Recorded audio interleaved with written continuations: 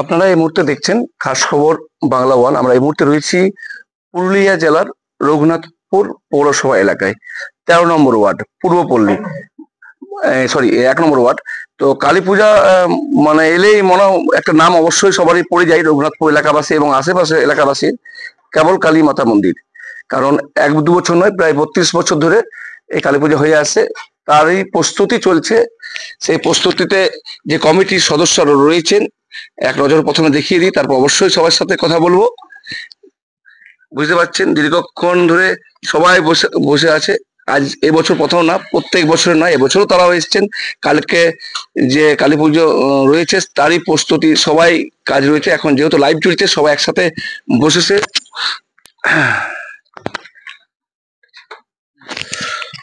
তো আমরা প্রত্যেক বছরই আমরা লাইভে আসি, আপনারা জানেন খাস খবর বাংলায়। তো আজকেও আমরা সেই লাইভে চলে এসেছি, কেবল তাকে পেয়েছি। তো কারণ আমরা প্রত্যেক বছরই মন্দির সম্বন্ধে কিছু নতুন নতুন তথ্য পাই, নতুন নতুন ভালো ভালো কথা পাই, যে কথাগুলো হয়তো যারা শুনছেন, যারা বসে আছেন, সবারই কিন্তু কাজে লাগে। তো অবশ্যই আমার খাস খবর বাংলা আপনাকে স্বাগত জানাই। লাইভ চলছে এই মুহূর্তে। তো প্রত্যেক বছর তো আপনি জানেনই সিস্টেম সবকিছু।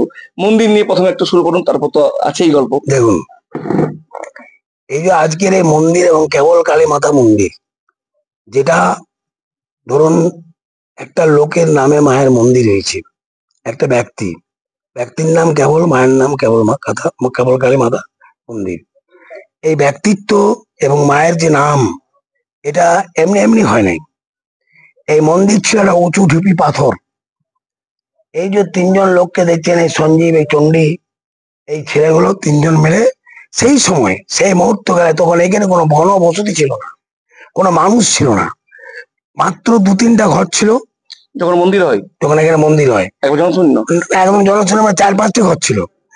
উপরে জাগরদারা ছিল, তারপরে এখানে সুভাষদারা ছিল, গাজুরা ছিল, কিছু লোক তখন এসেছিল। আর আমরা এই মন্দিরে যেখানে ছিলাম, তখন লাইনও আমরা পাইনি। সেই মুহূর্তকালে আমাদের জেনারেটর দিয়ে পূজা করতে হয়েছিল। বৃষ্টি যখন হতো এই মন্দিরে, তখন এখানে ত্রিপল এবং ছেঁড়া পাল দিয়ে সাজানো হইতো। সেই সেই মুহূর্তকালটা এমন অবস্থার মধ্যে দিন যেত যে আমাদের বন্ধ করো, ঠিক আছে। তো সেই মুহূর্তকালটার সময় ওই 3জন লোক, এরা আমাকে পূর্ণ সহযোগিতা করেছিল। তারপরে আস্তে আস্তে মায়ের এই উঁচু ঢিপি মন্দির, আস্তে আস্তে চিন্তা ভাবনা করলাম যে কি করে কি করা যায়। কিন্তু সেই মুহূর্তকালে তো কিছু করার ক্ষমতা ছিল না। বহু কষ্টে যখন বৃষ্টি হতো, এই নদীর জল মায়ের মন্দিরে ঢুকে যেত। রাত কোনোদিন 12টার সময় বাড়ি নিয়ে আসতাম, কখনো 2:30টার সময় বাড়ি নিয়ে আসতাম। যখন মন্দির কমপ্লিট তো হয়নি, কিছুই হয় নাই তখন। মানে তখন ধরুন এই শিগাল গুলা, এই বনের যে শিগাল, সে শিগাল গুলা আমি বিছানায় শুতাম, সে খাটের নিচে শুয়ে থাকতো। এমন অবস্থার মধ্যে এখানে আমি মায়ের মন্দির পূজা করতাম। না, আমার কোনো ভয়ভীতি কোনোদিনই লাগে না। আমি মাকে যদি ভালোবাসি, মায়ের উপরে ভরসা করে আমি থাকতাম। 2-3টে লোক আমার সঙ্গে থাকতো। অমিত বাবু আমার সঙ্গে আমার ছিল দীর্ঘকাল। অমিত বাবু, উনি আমার সঙ্গে দীর্ঘকাল ছিলেন। বিজয় সেন বলে একজন আমার এই পাড়াতে ছিলেন, ওনার অবদান অনেক ছিল। যাই হোক, কোনো কারণে উনি মারা গেলেন, দুঃখের বিষয়। তো আজও ওনাকে আমরা স্মরণ করি, তাকে ভুলে যাই নাই। আমরা সবার কাছে বলি, আমরা 5জন মিলে মন্দির। তারপরে সবাই আস্তে আস্তে পাড়ার প্রতিবেশীরা সব দেখতে এলো, লোকের ভিড় হতে লাগলো, জনসংখ্যা বাড়তে লাগলো, মানুষের কাছে প্রচার হতে লাগলো। কি করে হলো প্রচার, সেটা কিন্তু আমি বলতে পারবো না, আমি কিন্তু জানি না। লোক আসতে লাগলো, প্রচার হতে লাগলো। আস্তে আস্তে সবাই কিছু অনুদান দিল মাকে। তারপরে পাড়ার কিছু লোক ঠিক করলো যে এত বড় বৃষ্টি জল ঝড়ে তুমি পূজা করছো, যাই হোক মায়ের তো মন্দির, একটা পাড়ায় তুমি এসে বসবাস করছো, তো তোমাকে এই মন্দিরটা মানে এটা করে দেবো আমরা, কালেকশন করে কিছু যতটা বললাম পারবেন করবেন। এই জমিটা আমাদের দিল আমাদের এই অশোক দাস, পদ রজক, লক্ষ্মীকান্ত, যাদের নাম আছে, এরা ঝন্টু মন্টু, এরা সব যারা আছে, এরা এই মন্দিরটির জন্য আমাকে 14 ডিসমিল জায়গা অবদান করেছে, মানে দান করেছে 14 ডিসমিল জায়গা। আর এই রাস্তাটা আমাকে দিয়েছে। বলে রাস্তাটা বিক্রি করলো না, বলে না, তুমি যখন রাস্তাটা মায়ের ওখানে একটা পাথর বেঁধেছো, তখন মাকে আমরা দিয়েছি, ওটা দেবো না। এটা আমাদের দেওয়ার পরে এইটুকু মন্দির করেছিল। তারপরে আমাদের ওই দেবাশিস বাবু, আমাদের ওই সুভাশিস চক্রবর্তী, এরা ছিল ধানবাদের ডাক্তার। এরা এসে আমাকে বললো যে কেবলদা, যদি আপনার এই মন্দিরটা আমরা সাজাই দিই মার্বেল পাথর দিয়ে, কোনো অসুবিধা আছে? আমি বলি, জগৎ জননী মা তো জগতের সন্তান, সবাই তো মায়ের, আমি তো একা লয় বাবা, তো তুমি যদি সাজাই দাও তো আমার তো কোনো আপত্তি নেই, সাজাতে পারো, সাজাও, কোনো আপত্তি আমার নেই। বাপ্পা চক্রবর্তী জায়গাটা গেল, বাপ্পা। তো বিষয়টা হচ্ছে, তারপর দেখেছি একই জায়গায় মানে অনেকগুলো মন্দির রয়েছে। এটা কালী মন্দির পাশে, শিব মন্দির, শিব মন্দির তার পাশে, ওটা বজরাং বলি মন্দির, মানে এক জায়গায় সবাই এক জায়গায় করি, সবাই মিলে আমরা করানো হয়েছে ওটা। আর এই দশ মহাবিদ্যা গুলো মায়ের করেছি, এই দশ মহাবিদ্যা মায়ের ভিতরে হ্যাঁ, দশ মহাবিদ্যা, যে দশ মহাবিদ্যা মা দেখাইছিলেন। আর এইটা হচ্ছে মায়ের এই যে মামা খেপা, এরা সব মায়ের একটা নিদর্শন, মানে মায়ের একটা রূপ। সেই মুহূর্তে গেলে মা ভক্তদেরকে উপকার করেছিল, কিভাবে তারা ভক্তরা পেয়ে, সেই রূপে একটা বর্ণনা করেছিলাম। তারপরে আস্তে আস্তে এই মন্দির আজ সমৃদ্ধি লাভ করেছে। আজ অনেক হাজার হাজার মানুষের সমাগম হচ্ছে। আমরা কালকে, আমাদের আগামীকাল পূজা, আমাদের অমাবস্যা 2:57 লাগবে।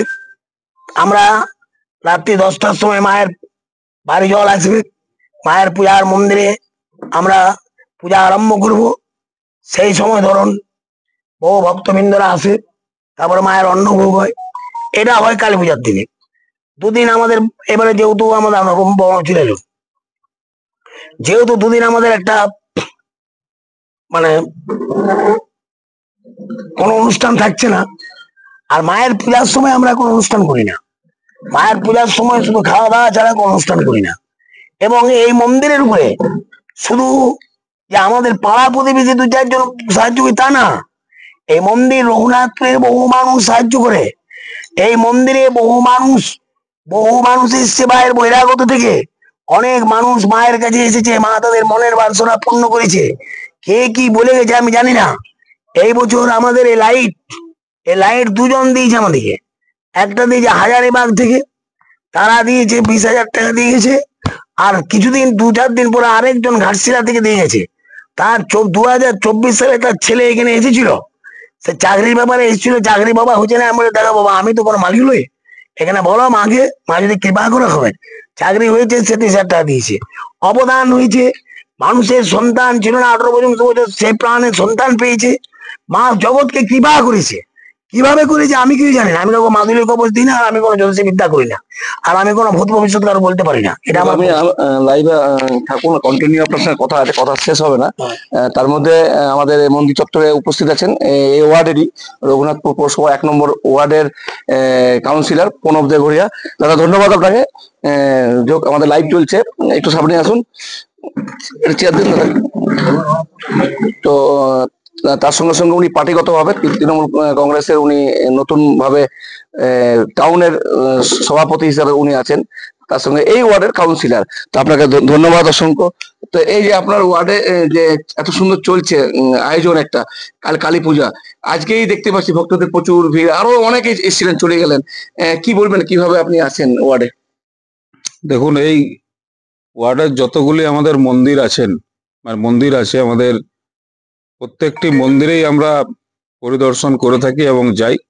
এবং বিশেষ করে সারা বছর আমাদের এই কেবল কালী মাতার যে মন্দির, এই মন্দিরে আমরা প্রায় সময় আমরা আসি এবং চেষ্টা করি এখানে সমস্ত রকম অনুষ্ঠানে আমরা থাকার জন্য, উপস্থিত থাকার জন্য।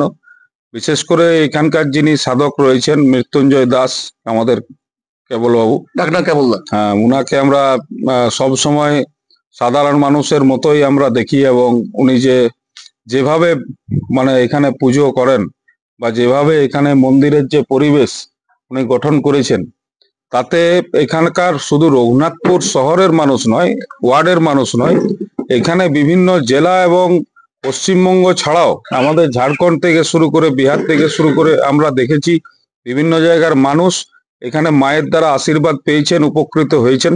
সেই কারণে এই মায়ের সবাই দ্বারস্থ হন এবং মায়ের কাছে সবাই আসেন। এই মাতার, কালী মাতার মন্দির, আমরা এই যে কিছুদিন আগে এখানে বাৎসরিক উৎসব একটা হয়েছে, এখানে শিলামূর্তি স্থাপন হয়েছে।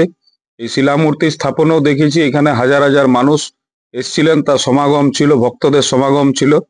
এবং কিছুদিন আগে যে বাৎসরিক উৎসবও আমরা দেখেছি, মানুষ এখানে প্রসাদ গ্রহণ করেছেন এবং এখানে এসে পুজো দিয়েছেন। তো আগামী দিনে আমরা মনে করি যে এই মন্দির আমাদের পশ্চিমবাংলার বুকে আমাদের একটা খুব জাগ্রত মন্দির হয়ে উঠবে এবং আমরা সবসময়, দেখুন আজ কাউন্সিলর আছি ঠিক আছে, কাউন্সিলর না থাকলেও এই মন্দিরের সঙ্গে আমাদের সম্পর্ক থাকবে এবং সবসময় আমরা এই মন্দিরের সঙ্গে আছি। ধন্যবাদ। আরেকটা বিষয় দেখে লক্ষ্য করেছি, রঘুনাথপুর থানা অন্তর্গত অনেকগুলো কালী মন্দির রয়েছে।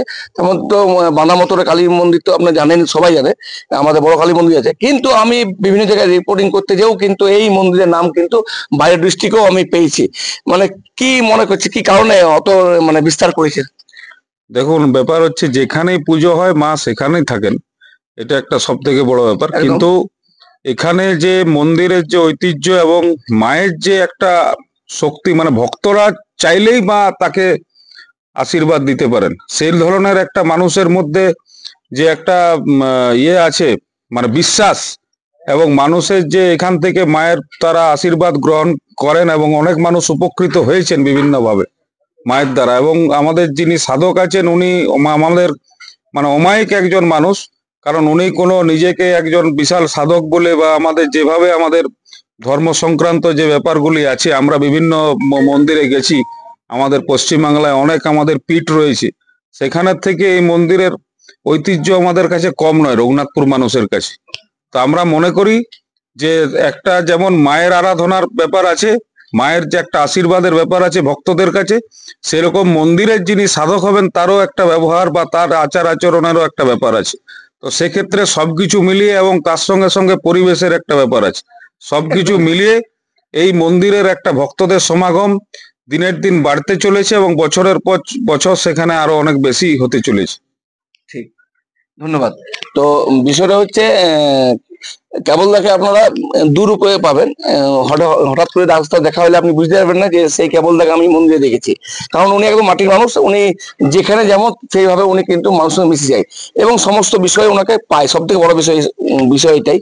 আর অনেকেই রয়েছেন, আমি সবাই নাম বলতে পারবো না, বিশেষ সমাজসেবী আছেন, অনেকে উকিলরা আছেন, ব্যাংক কর্মচারী আছেন, মাস্টারমশাই আছেন এবং বিভিন্ন এনজিও এর সংস্থার মানুষ সবাই একসাথে আছে। তো অবশ্যই যেখানে অমিত বাবু রয়েছেন, একটা তো অবশ্যই মন্দির সম্বন্ধে বা কালী পূজা নিয়ে একটা গান তো শুনবোই। তার মধ্যে একটা আপনাকে বলি, তারপরে অমিত বাবু যাবো। আমি দেখেছি যে আপনার বেশি যারা মানে সেবায় রয়েছে যুব সমাজ।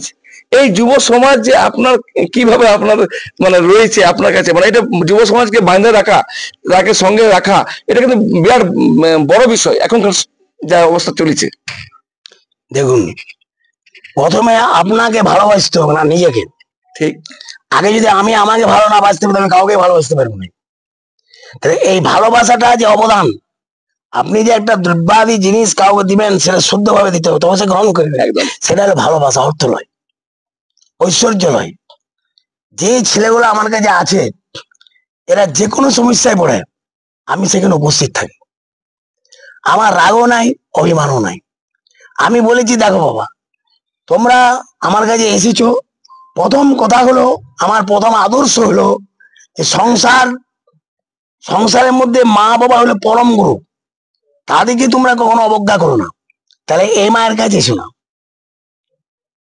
এ মা পাথরের, অনেক তপস্যার পর জাগরণ করা যাবে। যে মা তোমার কাছে খেতে খুঁজে তাকে খাওয়াও, যে খাতে দেয় তো অনেক দেরি লাগে তাকে দেরি করে দাও। এটা প্রথম শিক্ষা।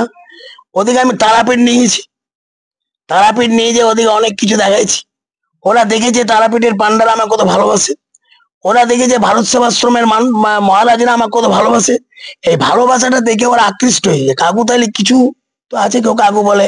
আপনি তো মাঝে একবার কলকাতা কি প্রোগ্রামে গেছিলেন না? কলকাতায় গেছিলাম, বামা সেবা সংঘের একটা বাৎসরিক প্রোগ্রাম হয়। সেই প্রোগ্রামে আমাদের বড় বড় সব লোকজন আসে। সেখানে একবার আমি অমিতকে নিয়ে গেছিলাম। তো সেইখানে ওর নামটা সবার শেষে ছিল। আমাদের যে ওখানকার সেক্রেটারি বা আমাদের যে প্রধান, যিনি বামদেবের পৌনাতি সিদ্ধার্থ, তিনি বললেন যে দাদা এখন তো আর অমিতকে দেওয়া যাবে না। আমি বললাম অমিতকেই প্রথম দিতে হবে, আমি পুরুলিয়ার থেকে এসেছি আপনার। তো উনি কি ভাবলেন, কিছুক্ষণ পরে ওর নামটা আগে দিল। তো অমিত যখন একটা গান করলো, আমার সাধ না মিটিল, আশা না পুরিল, তো ওরা বললে আবার গান করো। আমার এইটাই সব থেকে বড় গর্ব ছিল যে আমি একটা পুরুলিয়া জেলার লোককে কলকাতায় রায়পুর স্টেশনে গান করা করি। অমিত এত সুন্দর গানটা করেছে, দ্বিতীয়বার শুনেছে, দ্বিতীয়বার শুনতে খুঁজছিল। আমরাও শুনবো। হ্যাঁ, তো যাই হোক, তো আমার গর্বটা কি হলো যে আমি যে একটা পুরুলিয়া জেলার লোককে নিয়ে গেলাম ওই কলকাতায় বড় বড় আর্টিস্ট, কলকাতার সমস্ত বড় বড় টিভি আর্টিস্ট, রেডিও আর্টিস্ট, বড় বড় সব আর্টিস্ট ছিল, ওদিকে রাখি দিয়ে অমিতকে প্রথম আমি ওড়াই দেবো বললাম। ওরা ঠিক আছে ওড়াইলো। আমি যখন প্রথমবার গেলাম ওখানে তখন আমার তো পোশাক বাবা দেখতে পেয়েছো, আমি সেই সাইডে বুঝছিলাম, তা আমাকে আজ উঠাই দিল একজন। তখন সিদ্ধার্থ ধমকায় ওদিকে বললো এই দাদাকে নিয়ে আয়। যাক, সিদ্ধার্থ রামদেবের পরিবারের মানুষরা, ওর বাবা আমাকে ছেলের মতন ভালোবাসতো, সিদ্ধার্থরাও আমাকে নিজের আত্মীয় পরিজনের মতন ভালোবাসে। তাই আমার বিয়ে বাড়ির সময় তারা সবাই এসেছিল। এই ভালোবাসাটা মানুষকে দিয়েছি। এই যে ইয়ং জেনারেশনটা দেখছেন এত উগ্র মূর্তি সবার, কিন্তু আমাকে দিকে সবাই শান্ত থাকে। আমি কোথাও কোনো ঝামেলা হলে বলে দেখো উগ্র মূর্তি ধারণ করো না, ক্রোধে বিনষ্ট হয়, ক্রোধে সৃষ্টি হয় না। যে লোকটা তোমার উপরে আক্রমণ করলো তুমি যদি তাকে সেইভাবে আক্রমণ করো তাহলে ওর সঙ্গে তোমার পার্থক্য কি থাকলো? আমি সাধুর বেশ পড়েছি সব ছাড়িয়ে, তাহলে আমার রাগ কেন থাকবে? হ্যাঁ, তো ফোঁস তো করতে বাবা, হ্যাঁ তো সাপ কামড়াবে। সাপকে যদি না, সাপ যদি ফোঁস না করে, রামকৃষ্ণ ঠাকুর বলেছিলেন একটা সাপ কামড়াইতো ওরে হিংসা করতে নেই, তো হিংসা বন্ধ করলো, তো ঠেলা পাথর করে আধো মোড়া করে দিল। ঠাকুর একদিন সাধু সাধু বাবা, রাম ঠাকুরের গল্প, রামকৃষ্ণ ঠাকুরের গল্প, সাধু বাবা পেলে হ্যাঁ তো সাপটা এমন দোষ আলো কেন? বলছি বাবা ওই যে ফোঁস পালন করেছো, পোকা কোথাকার ফোঁস করতে হয় না, মোড়াইলে তোকে ঠেলা পাথর ভাবড়াই। সেরকম মানুষের অন্যায় ক্ষতি করো না, কিন্তু তাকে শাসন করতে হবে, তাকে বুঝাইতে হবে, তার মধ্যে জ্ঞান অর্চনা করতে হবে তুমি যা করছো তা ভুল করছো। জীবনে কিছু নাই বাবা, আনন্দ ফুর্তি করো, আনন্দময়ী মা এসেছে, গোটা পাড়ার মানুষ এসো, আনন্দ করো, ফুর্তি করো। আমাদের জন্ম জন্মান্তরের কর্ম, তাই আজ এখানে মায়ের প্রতিষ্ঠা হয়েছে। কোথার থেকে এসেছে? বেনারস থেকে। রানী রাসমণি প্রতিষ্ঠা করেছিল বেনারস থেকে এনে মাকে, মা দক্ষিণেশ্বরে। রানীকে মা বলেছিল, মা ভবতারিণী রানীকে বলেছিল, রানী বলেছিল আমি কাশি যাব, রানীকে বলেছিল না কাশি যান না, তুই আমার মন্দির প্রতিষ্ঠা কর। সেই রানী প্রতিষ্ঠা করেছিল বেনারস থেকে মা দক্ষিণেশ্বরে এনে। আর সেই মা যাকে আমরা আনার জন্য সবাই ছুটে গেছিলাম, সবার আমরা বেনারস গেছি এই মাকে আনতে। এই মায়ের পূজা এই যেখানে হচ্ছে একটা অনুষ্ঠান, এখানে কিছু মানুষ আছে যাদের মধ্যে খুব হিংসাও আছে, বুঝতে পারলে বাবা? হিংসা মানে ক্যাবলার কালী, ক্যাবলার কোনো কালী হয়? ভগবান কারোর বিকৃত জিনিস হয়? তাইলে থানা, পুলিশ, হাসপাতাল, কলেজ, মাস্টার, শিক্ষক কোনোদিন কারো একা হয় না, সকলের জন্যে। মা সবার জন্যে, ধর্ম সবার জন্যে, ধর্ম আপন আপন সবার জন্যে। ধর্ম হলো মানুষের জন্যে, মানুষ বাঁচার জন্য ধর্ম সৃষ্টি করেছে। ধর্মকে মানুষ মারার জন্য ধর্ম সৃষ্টি হয় নাই, ধর্মকে রক্ষা করার জন্য ধর্মের সৃষ্টি। তাই সেই ধর্ম হলো মানব ধর্ম। না হিন্দু, না মুসলমান, না খ্রিস্টান, না জৈন, না হিন্দু, কেউ নয়। জাতি বর্ণ নয়, মানুষেই জাতি, মানুষেই ধর্ম, মানুষেই সব। মানুষকে যারা অবজ্ঞা করে, ঠাকুর রামকৃষ্ণ মন্দিরে গির্জায় যে আল্লাহ আকবর করে ডেকে বলে দিয়েছিল যে দেখ রে, যেহেতু তোদের আল্লাহ সে আমার কালী, আল্লাহ কালী কখনো আলাদা নয়, ধর্ম কখনো আলাদা নয়। আজকে যখন আমি বিপদে পড়ে যাচ্ছি তখন তো হানিফদা যে রক্ত দিচ্ছে, তখন একবার তো বলে নাই মুসলমানের রক্ত আমরা কেন নেবো? হ্যাঁ, তখন বলো না আপন্ন অবস্থায় কে দিল জিজ্ঞাসা করে নেই বাজার উপদ্দা। তাহলে মানুষের জাতি নাই, মানুষের জাতি হলো মানুষ, মানুষকে ভালোবাসাটাই মানুষের কাজ। এটাই যদি আমরা না শিখি তাহলে আমরা ধর্ম করে কোনো লাভ হবে না। দেবতার পূজা কোথায়? আগে তুমি মনুষ্যত্ব লাভ করো, তবেই তো তুমি দেবত্ব পাবে। তুমি মনুষ্যত্ব, মানুষ তোমার মনুষ্যত্বই জ্ঞান নাই, কাকে কি বলতে হবে, কোথায় কি চলতে হবে, কি ব্যবহার করতে হবে, এই জ্ঞানটাই তোমার হারিয়ে গেছে। তুমি কি দেবতার পূজা করবে? এক গাদা ডালি ফুল নিয়ে হাজার মন্ত্র বললে মা আসে না। অন্তরের বাজনা না বাজলে ঢাকের বাজনায় কিচ্ছু হবে না। তাই অন্তর দিয়ে মাকে ভালোবাসতে হবে। ভগবান শ্রীকৃষ্ণ যখন অর্জুন জিজ্ঞাসা করেছিল যে প্রভু আপনি তো সকা 18 সংখ্যা আমাকে বললেন, অষ্টাদশ সংখ্যার কথা, কোন সংখ্যা দ্বারা ভক্ত আপনাকে পাবে? ভগবান বলেছিল অভ্যাস যোগ করো। অভ্যাস যোগ না করলে ভক্তি যোগ আসে না। অভ্যাস যোগ কেমন? যদি আমি প্রণবকে রোজ ভালোবাসি, ভালোবাসতে বাঁচতে বাঁচতে বাঁচতে প্রণবকে ছাড়া আমার রোয়া যাবে না, তখন প্রণব আমাকে ছাড়া রইতে লাগবে। ভগবান এটাই বলেছিল যে আমাকে রোজ ভালোবাসো, কৃষ্ণকে রোজ ভালোবাসো, সখা বলে মিত্র ভাবে রোজ এসো, দেখবে একদিন তোমাকে আমার কাছে আসতো না অর্জুন, আমি তোমার কাছে যাবো। এটা হলো ভক্তি যোগ। আগে তোমাকে করতে হবে অভ্যাস যোগ। তাহলে অভ্যাস যোগটা কি? আমি ভালো কাজ করব, মানুষের উপকার করব, মানুষ সমাজ তৈরি করব। আজকে ধর্মকে রক্ষা করতে গেলে মানুষকে ভালোবাসতে হবে। কাকে নিয়ে বুঝাবে তুমি ধর্মের কথা? কে শুনবে তোমার কথা? এক গাদা পশুত্ব যদি কেউ পাই যায়, মনুষ্যত্ব হারায় যায়, তো কই করে ধর্মের কথা তাকে বুঝাবে? তাই ধর্মের কথা বুঝাতে গেলে তাকে মনুষ্য করতে হবে, চেতনা দিতে হবে। তুমি যদি রাগ করো, তুমি যদি অভিমান করো, তাহলে তোমার মধ্যে অহংকার চলে এলো। অহংকার, অভিমান মানে অহংকার। আমি এত বড় সাধক, আমাকে এমনি বলে দিলে প্রণব দেখছো আগামী, অহংকার হয়ে গেল। তাহলে তুমি কি পাইলে বাবা? শূন্য হয়ে গেল সব। তাই তোমার অহংকার চলবে না। তোমাকে ভগবান পাঠাইছে কাজ করার জন্য। তুমি কাজ করো, সেই কাজ করলেই সব হবে। আজ এই এত বড় জায়গা তোমরা দেখছো যা হয়েছে, এটা এমনি এমনি হয় নাই। এটা কোনো চাঁদার মধ্যে হয় নাই, কারোকে চাঁদা আমি খুঁজে নেই। এটা কোনো আদায়ের মধ্যে না, মানুষ অনুদান দিয়েছে, ভক্তদের অনুদানে মায়ের মন্দির হয়েছে। কারো কাছে জোর করে 5টা পয়সা আমি খুঁজে নেই। এই যে এই দেখছেন এই ভদ্রলোক, এই ভদ্রলোক কলকাতায় কর্পোরেশনে কাজ করতো। এই ভদ্রলোক এর নাম হচ্ছে গুইরাম রজক। ই বললো যে আমি দাদা কলকাতা আর যাবো না। আমি বললাম 5 বছর তুমি চলে যাও কলকাতা। 5 বছর পর গুইরাম যেদিন তুমি ফিরে আসবে, এই মন্দির আজ দেখছো তুমি মাটির ঢিপি, আগামী দিন তুমি যেদিন আসবে সেদিন এই মন্দিরের আমি ফিটি শেষ করে দেবো। আর এইখানে চারদিকে আমি ঘেরা দিয়ে দেবো, তুমি বাগান তৈরি করবে, চাবিটা তোমাকে দিয়ে দেবো। আমি যা বলেছি আমি তাই করে দিয়েছি। আমি ওনাদের চাবি দিয়ে দিয়েছি, এই বাগানও তৈরি করেছি। এরা মন্দির তৈরি করেছে, এই 3টে 4টে ছেলে মেয়ে অতিরিক্ত পরিশ্রম করে আজ এই মন্দির হয়েছে। আজ মানুষের বসার স্থান হয়েছে। রঘুনাথপুরের এত বড় এরকম সুন্দর জায়গা কোথাও নাই, কোনো জায়গায় নাই। সব তো গজা গজা আছে, এত ফাঁকা জায়গা, এত সুন্দর নদী, উত্তর বাহিনী নদী। মা উত্তর দিকে মুখ করে দাঁড়ায় আছে। মা হলেন তারা, মা তারা। অনন্ত ভক্তি দিয়ে যদি মাকে গোটাকে, তার মনোবাঞ্ছা পূর্ণ হবে। মার মানসিক নাই। আমাকে একজন মানসিকের কথা বলে, মানসিক কে বাবা? মাকে ঠিকাদার নাকি? ছেলেটার চাকরি হবে তবে গয়নাটা দিবি, তাও দিবি না। ঠিকাদার কোনো মা? করে ভক্তি করে মার কাছে চা, যে মা ব্যবস্থা কর। মা নিজেই কি বা করবে? জগৎ জননী, জগতের সন্তান তার মা। মা হলে জগৎ জননী, জগতের সন্তান তার সন্তান। তার কাছে সব চাওয়া যায়, তার কাছে চাইলে সব পাওয়া যায়। ভালো মনটা করো, মনের মধ্যে ময়লা ঢুকাও না। ভালো মনটা করো, দেখবে অনেক ভালো কাজ করতে পারবে। তুমি কেন করছো? তুমি এত বড় একটা ভালো কাজে তুমি যুক্ত হচ্ছ। তুমি তো সব কাজ, তোমার তো সব জায়গাতে আমি দেখি, এমন কোন জায়গা নাই যে হানিফকে পাওয়া যায় না।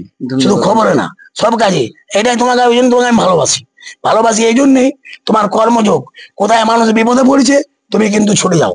রক্ত দেওয়ার থেকে আরম্ভ করে অমিতা, তুমি যে একটা সংগঠন তৈরি করেছো, হ্যাঁ, এই খুব খুব ভালো সংগঠন।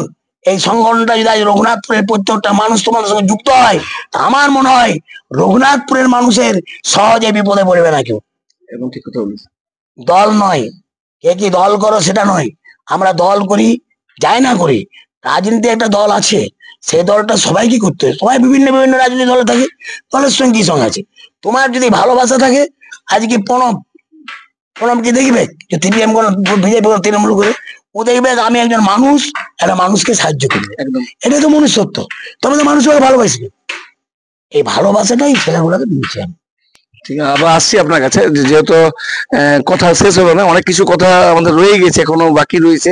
বিভিন্ন প্রশ্ন নিয়ে আরো কথা বলবো।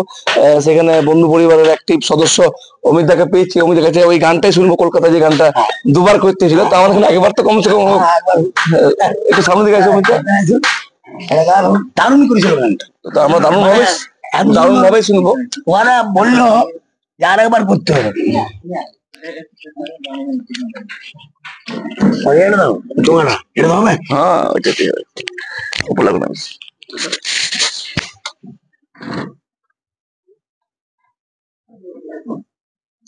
আজকে আপনারা প্রত্যেকে জানেন, আগামীকাল কালী পুজো উপলক্ষে আমাদের রঘুনাথপুরে কেবল কালী মন্দির একটা স্বনামধন্য মন্দির।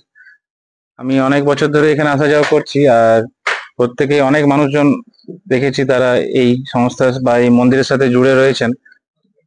তো দাদু, যে আমি দাদু বলি, যিনি সেবায়ত রয়েছেন কেবল দাদু, আমি ওনার সাথে কলকাতা গিয়েছিলাম, তখন একটা গান গেয়েছিলাম। তো সেই গানটাই শোনাচ্ছি। আমি ভেবেছিলাম অন্য গান আজকে করবো, যাই হোক ওই গানটাই শোনাচ্ছি।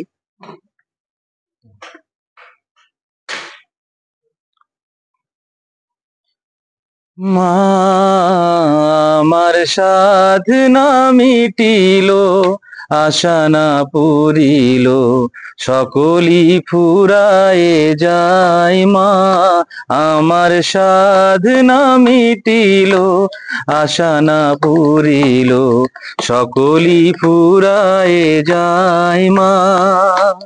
জনমের শোধ ডাকি গো মা তোরে, জনমের শোধ ডাকি গো মা তোরে, কোলে তুলে নিতে আয় মা, সকলি ফুরায়ে যায় মা, আমার সাধনা মিটিল, আশা না পুরিল, সকলি ফুরায়ে যায় মা। পৃথিবীর কেউ ভালো তো বাসে না, এ পৃথিবী ভালো বাসিতে জানে না, পৃথিবীর কেউ ভালো তো বাসে না, এ পৃথিবী ভালো বাসিতে জানে না, যেথা আছে শুধু ভালোবাসাবাসি, যেথা আছে শুধু ভালোবাসাবাসি, সেথা যেতে প্রাণ চাই মা, সকলি ফুরায়ে যায় মা, আমার সাধনা মিটিল, আশা না পুরিল, সকলি ফুরায়ে যায় মা, আমার সাধনা মিটিল, আশা না পুরিল, সকলি ফুরায়ে যায় মা। ধন্যবাদ। তো অমিতকে সবাই ছাড়বো না, শেষ সময়ে আমাদের কমপ্লিট হয়ে যাবে, শেষ মুহূর্তে একটা আমরা লাইভ আর একটা গান শুনবো, শেষ মুহূর্তে লাইভটা গান সরিয়ে আমরা শেষ করবো। তার মধ্যে অবশ্যই বলবো যারা দেখছেন এখনো 60-70 জন লাইভে দেখছেন, প্রায় 1200 মানুষ দেখা হয়ে গেছে এর মধ্যে।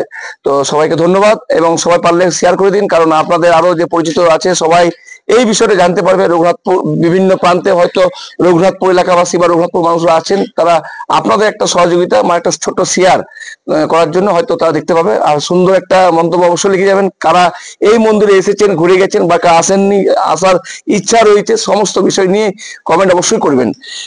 দ্বিতীয় প্রশ্নে আসছি, কালী পুজো তো কাল থেকে শুরু, মানে কালকে কখন শুরু হচ্ছে, কি হচ্ছে, একটু ডিটেলস দিবেন। কালকে ধরুন মোটামুটি আমাদের তো অমাবস্যা 3টার সময় লাগবে, কিন্তু কালী হইলো মহাতন্ত্র, তো মানে সন্ধ্যাবেলায় পূজা হবে না, মহারাত্রিতে পূজা করতে হবে। মহারাত্রি মধ্যরাত্রিতে মায়ের বলিদান হয়, সেটা 12টা চাই, সেই জন্য 10টার সময় পূজায় বসবো। আমাদের তো কোনো যাগযজ্ঞ হয় না এখানে। আর বলি বলতে কোনো বলি না, আগে বলি কুমড়া বলি, এইসব কোনো ছাগল বলি হয় না এখানে, রক্তারক্তি কিছু হয় না, না বলি তো এরকম কিছু হয় না, ছাগল বলি হয় না, এই কুমড়া বলি এইসব হয়। যাই হোক, তো আমাদের মানে পূজার 10টার সময় পূজা হবে, 12টার মধ্যে পূজা শেষ হয়ে যাবে। কিন্তু অমাবস্যা রয়েছে মঙ্গলবারের 4টা 26 পর্যন্ত, সেই জন্য আমাদের নিয়ম আছে, যেটা অধিকাংশ জায়গায় হয় না। সেটা হলো 4টা 26-এ মায়ের বাড়ি আমাদেরকে তার আগে লড়াইতে, মানে প্রতিপদ যেন না পড়ে, এখানে সেই নিয়মে পূজা। তাহলে ভোর রাতে যদি অমাবস্যা লাগে তো সেই দিনে আবার চান করে পূজা করতে হবে। তো আমাদের এখানে নিয়ম হলো যে 4টা 26-এ যদি আমাদের অমাবস্যা ছাড়ে, তো 4টার সময় আমরা বসে মায়ের 26-25-এর মধ্যে বাড়ি লড়াবো। সেটা মঙ্গলবার। বুধবার দিন আমাদের কিছু হচ্ছে না অনুষ্ঠান। বৃহস্পতিবার দিন মায়ের অন্নভোগ হচ্ছে, সেখানে আমাদের মাছ এবং খিচুড়ি ভোগ আর নানা রকম মিষ্টান্ন অল্প ওটা আমরা 7টার থেকে শুরু করে দেবো। মায়ের আরতি শেষ হবে। এখন আর মায়ের তো নিরঞ্জন নাই, আগে মায়ের নিরঞ্জন হতো, মায়ের মূর্তি বিসর্জন করতে তো বহু ঝামেলা ছিল। যাই হোক, মায়ের ইচ্ছায় মায়ের সেরা মূর্তি হয়েছে, বহু কষ্ট করে মা এসেছেন। যাই হোক, আমাদের ডাকে হোক আর মানে আমাদের ইচ্ছাতে হোক মা এসেছেন। তো এখন আর নিরঞ্জন হয় না, সেই জন্য আমাদের এখানে যখনই সন্ধ্যা আরতি হয়, আমাদের কিছু কিছু লোকে যে এই যে বাদশাহ এরা সব আছে, এরা সব সহযোগিতা করে। কিছু কিছু ছেলে আছে যারা সহযোগিতা আমাদের এখানে করে মায়ের, কারণ মা তো জগৎ জননী, এখানে তো আর কোনো ভাগবতা নাই বাবা। আর এখানে যা দ্রব্যাদি জিনিসপত্র পড়ে আমি তা ছুঁও না, আমি তা দেখিও না, কি হয় না হয়। আমি পূজা করি চলে যাই। বুধবার দিন যেদিন মায়ের বিসর্জন হয়ে যায়, কাপড় চোপড় যা থাকে, অর্থ দক্ষিণা যা থাকলেও কিছু কিছু ব্রাহ্মণদের দিতে হয়, আমরা নিই না। ব্রাহ্মণে দক্ষিণা দিতেই হবে, তাহলে পূজা সমর্পণ হয় না। ব্রাহ্মণকে না দক্ষিণাকে, কখনোই পূজা সম্পূর্ণ। সেই জন্য ব্রাহ্মণদের সব দেওয়া হয় যে যা থাকে, আর দক্ষিণার কিছু অংশ দেওয়া, আর কিছু অংশ মায়ের প্রসাদে দিয়ে দেওয়া হয়। আমি কত হইলো কি হলো আমি জিজ্ঞাসা করি না। ওরা এই আমার ছেলেরা সব আছে, এরা সব যারা আছে এই যে কোরআন ভবন, এই আমাদের বাপ্পা, এই দুই বাপ্পা আছে, শৈলেন ফুলেন, এরা যারা সব আছে আমাদের সঙ্গে থাকে, যারা বাপু তাপু এর যত ছেলে আছে আমাদের, এইসব ছেলেরা পয়সা পাতি কিনে আমাকে বললো কাকু এটা হইলো, আর ঠিক আছে দেখবো যা হইলো হইলো, ওদিকে রাখ। কেন এইটা বিষ, এইটা যদি ছুটে যায় তুই চিটাই যাবে কেমন বিরোজার মতন, যে আর আমাকে থেকে আসতে হবে। সেই জন্য ওটার থেকে আমি আগে দূরে আছি। পয়সার তো অভাব নাই, এত মানুষ আছে, পয়সার কেউ, আমি তো খাবো পেটে, ওটা নিয়ে আমি কি করবো, খাইতে তো পাবো। এত মানুষ আছে, এত যদি করে চাল দিলে এতগুলো চাল হবে, তাহলে আর অতসব করার কোনো দরকার নেই। একটা জিনিস লক্ষ্য করে দেখেছি, যেহেতু বন্ধু পরিবারের প্রেসিডেন্ট মানে সভাপতি আমি নিজে দায়িত্বে আছি, এবং এখানে মোটামুটি অনেক প্রায় 10-12 জনই মনে হয় আমাদের বন্ধু পরিবারের সদস্য হিসাবে আছেন, বরুণদাও আছেন, পিন্টুদা আছে, অমিত আছে, আরো অনেকে আছে। তো আমরা প্রত্যেক কালী পূজায় দেখেছি প্রায় কম বেশি 20-22-23টা করে আমরা কিন্তু অ্যাক্সিডেন্ট তুলে আনতে হয়, হাসপাতাল নিয়ে যেতে হয়। হয়তো কারো পা ভেঙেছে, হাত ভেঙেছে, কেউ তো হালকা আহত হয়েছে, কেউ তো গুরুতর আহত হয়েছে। এই যে কালী পূজার দিন অ্যাক্সিডেন্টটা হওয়ার কারণ আমি যেটা মনে করি, আমার কথা না হতে পারে, অনেকে হয়তো এক্সট্রা জল পান করে, মানে জল মানে আমি কি জল বলছি আপনি বুঝতে পারছেন। দ্বিতীয় নম্বর বিনা হেলমেট। তৃতীয় নম্বর হয়তো হাই পিক আপ গাড়ি রয়েছে, কালী মন্দির বাংলা মতোর দিকে যাওয়া আসা করে, খুব প্রচন্ড ভিড় থাকে, গাড়ি স্পিড থাকে, সেখানে টোটো, টেম্পু, বাইক বিভিন্ন অ্যাক্সিডেন্ট হয়ে যায়। তো এইটা থেকে কি এটা মেসেজ দিবেন, কি বার্তা দিবেন? দেখুন, আমরা নিজেরা নিজেদের বিপদ ডেকে নিয়ে আসি। যখনই আমরা একটা গাড়িতে চাপি, ব্যাপারটা কি, বয়স কম, একটা 25 বছর 20 বছরের ছেলে গাড়ি চালাচ্ছে, যার কোনো লাইসেন্স নাই, গাড়ি চালা শিখেছে, গাড়ি কিনতেই করে না, এটা প্রশাসনকে দেখতে হবে প্রথমত। যেমন হেলমেট ধরে যেমন কেস দিচ্ছিল, ওই রকম অবস্থায় গাড়ি বন্দি করে রাখতে হবে। ওইভাবে স্পিডে যার স্পিড, এত স্পিডে গাড়ি নিয়ে যাচ্ছে। তো সেই টাইমে তো প্রশাসনও তো বাধা পড়েছে না। প্রশাসন যদি কাউকে হেলমেট ধরছে, তো কোনো বড় লেভেলের কোনো ব্যক্তি ফোন করছে ওটা আমার লোক, তাইলে ওই ব্যক্তির অ্যাক্সিডেন্ট যদি কিছু ক্ষয়ক্ষতি হয়, তা আমি মনে করি যে ফোন করছে সেই দায়ী। অবশ্যই, যদি আমার ছেলে মদ খায় ঘর ঢুকে, আর আমি যদি আর একটা বোতল খাওয়াইনি, তাহলে ও ছেলেটা কাল এবং ঠেঙাবে একদম। হ্যাঁ, আর আমি বোতল খাইতে গেছি, ঠেঙায় কোমরটা ভেঙে দিত, আর কাল থেকে বোতল খাবো না। 10 টাকা আমার ছেলেটার কই দোষ? ছেলেটা তো খাই ঢুকছে দেয়াল ধরে ধরে, 10 টাকার গার্জেনের। যে গার্জেনটা ফোনটা করছে যে ছেড়ে দেন একদম ওকে, সে তো আর বিপদ রেখে নিয়ে এলো। কারণ ও যদি হেলমেটটা, আজকে পুলিশ প্রশাসন, আমাদের সরকার কেন এটা ব্যবস্থা করেছে? আজকে আমাদের সরকারের ব্যবস্থা করেছে কেন? পুলিশ ব্যবস্থা করে, প্রশাসন কেন ব্যবস্থা করেছে? তার একটাই কারণ কি, বিপদ থেকে তোমাকে বাঁচতে বলছে, তোমার জন্যই বলছে। পুলিশ যে তোমাকে ধরছে 1000 টাকা ফাইন করেছে, পুলিশের কোনো দায়বদ্ধ হয় নাই, পুলিশের কোনো ঘরে লুটিয়াল হয়, ক্ষয়ক্ষতি হয়, তোমার জন্য করছে, যাতে তোমার ভালো হয়। তুমি পুলিশকে বলছি যে আমার ফাইন করে দিলাই, পুলিশ ধরে দিলাম, পুলিশ অমুক করছে তমুক করছে, পুলিশ তোমার ভালোর জন্য করছে। হেলমেটটা কেন তোমাকে পড়তে বলছে? সরকার কেন বলছে বিপদ হেলমেটটা থাকলে অন্তত মাথা হলে তোমার বাঁচে থাকবে, তুমি বাঁচে থাকবে, জীবনটা যেমন হাত পাটা ভাঙবে। তা তোমাকে বাঁচাবার জন্য সবাই তোমাকে সাহায্য করছে, তুমি কিন্তু বাঁচার ইচ্ছা করছো না, উচ্ছৃঙ্খল হচ্ছে। এই উচ্ছৃঙ্খলের জন্য এই ঘটনা ঘটছে। আমাকে আমাকে চলতে গেলে আমাকে নিজেই বুঝতে হবে। আমি যাই যেখানে বসে আছি, এত মেয়ে ছেলে আমার কাছে যাই বসে আছে, যদি আমি আমার ক্যারেক্টার, আমি যদি আমার চরিত্র, আমি যদি আমার আমিত্ব, আমি যদি আমার সব দেখায় লোককে, আসবে তো আমার কাছে না। তাহলে তাহলে আমাকে তো ঠিক হইতে হবে। আমি তো অ্যাক্সিডেন্ট হবো না, আমি তো খারাপ কাজ করতাম, অ্যাক্সিডেন্ট হলো, অ্যাক্সিডেন্ট মানে কি, শেষ হয়ে গেলাম। আমি ফিরে আসছি আপনার কাছে আবার। তো একটা বিষয় আপনাকে অবশ্যই বলবো, যে বিষয়টা হচ্ছে অ্যাক্সিডেন্টটা কেন তুললাম, কেন কালকে কালী পূজা, কাল আর পরশু অ্যাক্সিডেন্ট বেশি হয়।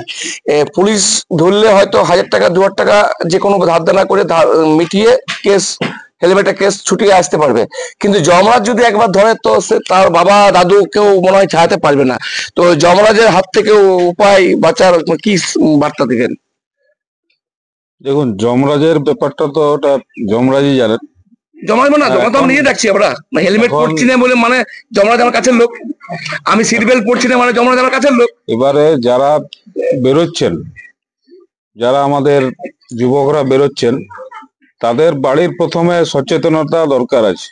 তাদের বাড়ির যারা গার্জেন আছে তাদেরকে প্রথমে নক করে দেওয়া যে গাড়ি নিয়ে বেরোতে গেলে হেলমেট পরে বেরোবার জন্য, বা তাকে সেইভাবে সুস্থভাবে থাকার ধীরগতিতে। জন্য গাড়িতে।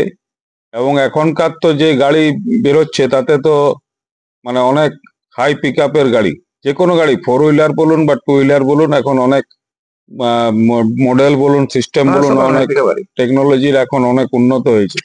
তো সেক্ষেত্রে আমাদেরকে লিমিটেশন একটা ক্রস করলে একটা সমস্যা দেখা দেয়, মানে অ্যাক্সিডেন্টের ভয়টা থাকে। আমি খুব সহজে কন্ট্রোল করতে না পারলে অ্যাক্সিডেন্ট হবে, বা আবার পেছন থেকে মেরে দিলেও অনেক সময় একদম একদম। অ্যাক্সিডেন্ট হয়। তো সেক্ষেত্রে আমাদের আরেকটা জিনিস, প্রশাসনের কাছে আমাদেরও এই যে পুজো পাশার সময় আমরা প্রশাসনের কাছে অনুরোধ রাখবো যে স্পিড কন্ট্রোলের ব্যাপারটা, মেশিনটা যদি অনেক জায়গায় থাকে মোড়ে মোড়ে, তাহলে স্পিড কন্ট্রোলটা করা যাবে। এবং এটা একটা সব থেকে বড় জিনিস যেটা আমাদের বড় শহরগুলোতে আছে, স্পিড কন্ট্রোলের মেশিন অনেক জায়গায় লাগানো আছে গতিবেগটাকে কমানোর জন্য। তো সেটা সব থেকে, যাতে আমি গাড়ির স্পিডটাকে খুব তাড়াতাড়ি কমাতে পারি, সেখানে অ্যাক্সিডেন্টের ভয়টা অনেক কমে যায়। আর সব থেকে আরেকটা, যে আমাদের যে রাস্তা এখন খুব অনেক রাস্তা ভালো হয়ে গেছে, চওড়া অনেক রাস্তা অনেক জায়গাতে। আবার কিছু জায়গায় খারাপও আছে, কিছু জায়গায় ভালো রাস্তার জন্য আপনার অ্যাক্সিডেন্ট হয়, যে গাড়ি স্পিডে চালানো যায়, আবার কিছু জায়গায় খারাপ রাস্তার জন্য আপনার অ্যাক্সিডেন্ট হয়। তো সব জিনিসটা যদি আমি নিজের মতো করে, আমি যদি নিজে গাড়ি ঠিকঠাক চালাই তাহলে ঠিক থাকে। আর আমাকে সচেতনতার সব থেকে অভাব আমাদের। আমাদের প্রথম কথা হচ্ছে বাড়ির গার্জেনদের। আর অনেক সময় দেখবেন আপনি, মানে যে 25-30 বছরের মধ্যে অ্যাক্সিডেন্ট হচ্ছে তা নয়, অনেক বয়স্ক মানুষেরও অ্যাক্সিডেন্ট একদম হচ্ছে। একদম। অ্যাক্সিডেন্টটা ন্যাচারাল একটা, দেখুন, নিজের উপরও কিছুটা ডিপেন্ড করে, কিছুটা আমার নিয়তির উপরে ডিপেন্ড করে। এবং সব থেকে, কিন্তু তা সত্ত্বেও আমাকে সেফ জোনে থাকতে হবে। কথাটা আমাদের সরকারের কথা, সেফ ড্রাইভ সেফ লাইফ।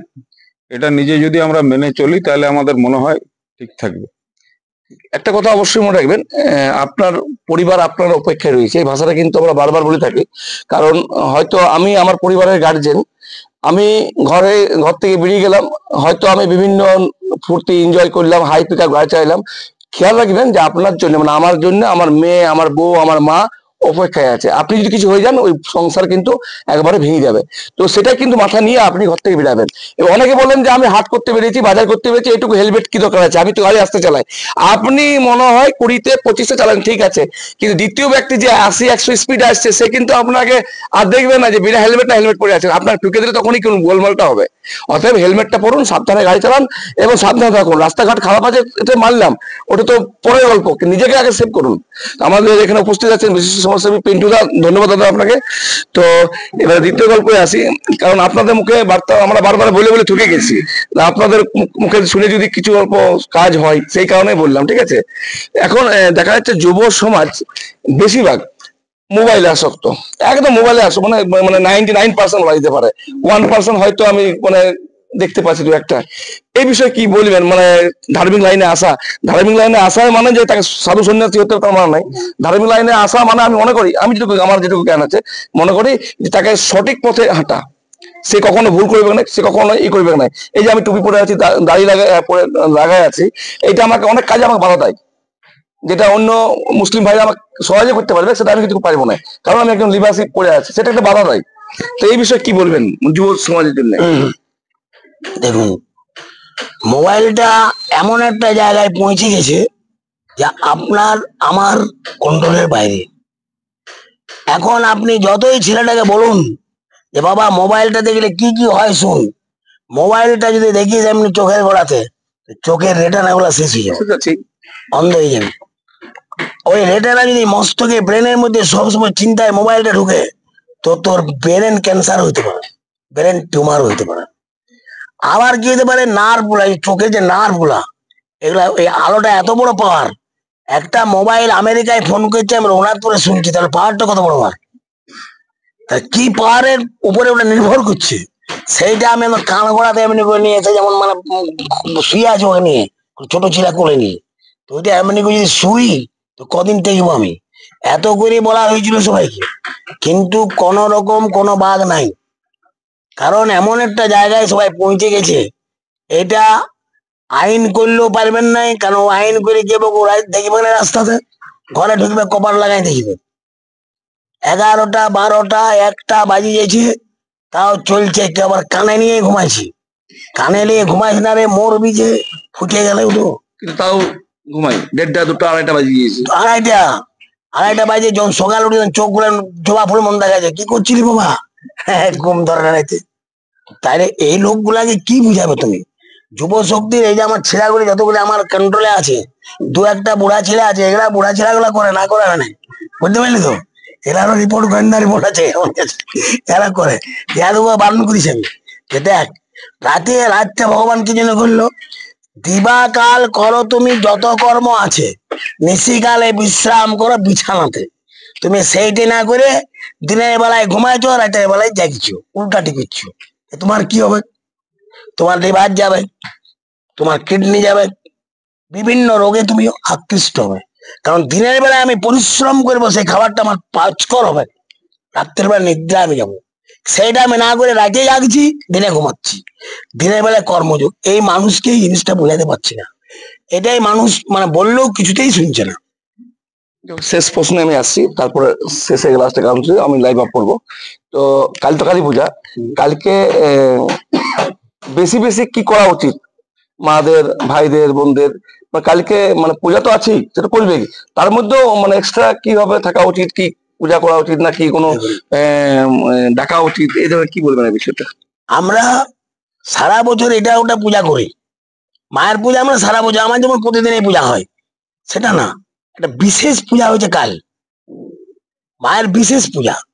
আমরা জগৎ জননী মা, যাকে আমরা মনে করি, তার আগমন বার্তায় আজকে আমরা প্রস্তুতি নিচ্ছি। দশ পূজা যাওয়ার পর থেকে এবার চতুর্ভুজা আসবে, যাতে সবাই আমরা প্রস্তুতি। দীপাবলি, এই দীপাবলিটা হচ্ছে একটা আমাদের মানে বাঙালিদের বলো, সর্বজাতি সর্ববর্ণের লোকরা আনন্দ ফুর্তি করে দীপাবলিটাতে। মানে এই আলোকে চারিদিকে আলোকিত হয়ে যায়, এখানে কোনো বর্ণ জাতি দেখে না। আমার এখানে অনেক লোক আছে, আমার এখানে কোনো জাতি বর্ণ নাই, কোনো কিছু না, মানুষ হলে আমার জাতি, মানুষ এই সব সবাই আছে, আনন্দ ফুর্তি করে। তো আজকে এই যে কালের দিনে যে মায়ের পূজা, আমাদের এই যত নারী সমাজ আছে, মাতৃ সমাজ এবং সমস্ত সন্তান মায়ের, পুরুষ নারী সমস্ত জাতি, একটা দিন আমরা সারা বছর আমাদের কত সংকট কাল পার হয়ে গেছে, কখনো সংসারে আমরা নানা রকম বিপদ বিভাগের মধ্যে আছি, আমরা এই দিনটাই আমাদের আরাধনার দিন। এই দিনে আমরা বলি না, আমরা যখন লেখি দেখবে তখন লেখি আমরা নিমন্ত্রণ পত্রে যে শ্রী শ্রী কালী মাতার আরাধনা প্রতি বৎসর নেই বৎসর করছি। তার মানে মাকে আমরা আরাধনা করছি। আরাধনা মানে আমার সবকিছু রিপু টিপু যা আছে মা, সব তোমার চরণে ধন্যা দিচ্ছি, তুমি আমাকে রক্ষা করো। তাহলে এই দিন সবাইকে থাকা উচিত নম্র, ধীর, শান্ত এবং আনন্দে থাকা, এবং মায়ের কাছে সমস্ত দুঃখ জ্বালা নিবেদন করে মাকে বলা, মা আমি শুধু নই মা, সকল যেন মঙ্গল থাকে, সকলেই তোমার সন্তান, সবাইকে তুমি ভালো রাখো, এমন জ্ঞান দাও মা যেন সবারই চেতনা হয়, চৈতন্য হয়। এটাই মায়ের কাছে আরাধনা। আমার ছেলে ডাক্তার হবে না মাস্টার হবে না সিস্টার হবে বলার দরকার নেই, মাকে কিচ্ছু বলার দরকার নেই। মায়ের কাছে শুধু বলা দরকার যে মা জগৎকে ভালো রাখো, জগৎ যদি ভালো থাকে বাবা তুমিও থাকবে। এখানে যদি একটা বোম ফুটে তো সবাই মরিব, সবাই আছি, তেমনি ভগবানের কাছে আমরা সবাই আছি, একজন আছে, সবার মঙ্গল হয়, কালকে বাড়ি যাবো। ওই কথাগুলো উচ্চারণ করবেন না, লাইভের ক্ষেত্রে আমাদের অসুবিধা হয়, ঠিক আছে? ওই শব্দের উচ্চারণ করবেন না। আচ্ছা তো যাই হোক, বলুন। যাই করে বন্ধ করে দেবে না, লাইভ চলছে না, ঠিক আছে, অসুবিধা নেই। তো সবই শুনলেন, সবই জানলেন, মানে ঘন্টার ঘন্টার সময় চলে যাবে কিন্তু শেষ হবে না। তো কালকে কালী পূজায় অপেক্ষায় রইলাম, সবাই ভালোভাবে কালী পূজা অবশ্যই দেখুন। বলুন বলুন। বৃহস্পতিবার দিন আমাদের প্রোগ্রামটা আছে, ওই দিন যেটা অন্ন ভোগ হয়। ঠিক আছে, সবাই সবাই আসার জন্য রইল। আর শেষ মুহূর্তে আমরা অবশ্যই অমিতার গান শুনবো, এবং এই গানটা এমন একটা সুন্দর গান করবে, কালী মন্দির ঠাকুর নিয়ে গান হবে। আর গানটা যেমন সবাই বলতে পারে, ঠোঁট মেলাতে পারে, হ্যাঁ, একা একা করবে তা নয়, সবাই যেমন করতে পারে, তুমি করে শেষ করবে, ঠিক আছে? ওই ঠাকুর করে সবাই যেমন বলতে পারে সেই গান করবে। আমার একটু জায়গা দাও। সবাই পারে বলতে, সবাই এখন জানি করে। প্রচন্ড গরম যাবো কালকে যাবো।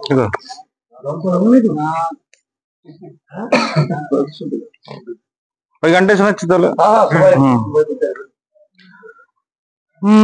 ভেবো না হঠাৎ সামনে গিয়ে মায়ের চরণ ছুঁয়ে দেব, ভেবো না হঠাৎ সামনে গিয়ে মায়ের চরণ ছুঁয়ে দেব।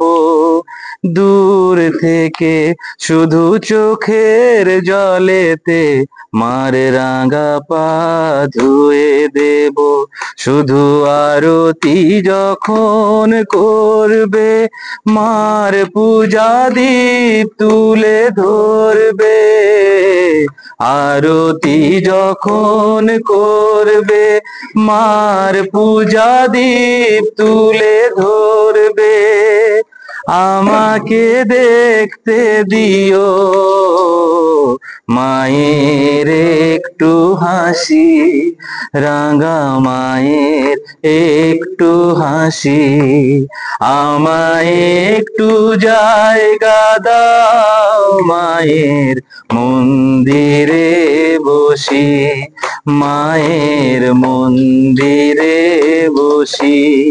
আমি অনাহত একজন, আমি অনাহত একজন, অনাহত একজন।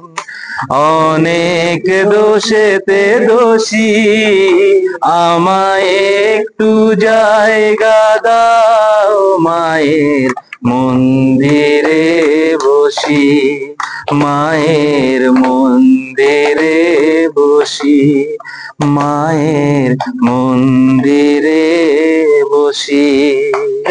ধন্যবাদ। জয় তারা সবাইকে, জয় তারা।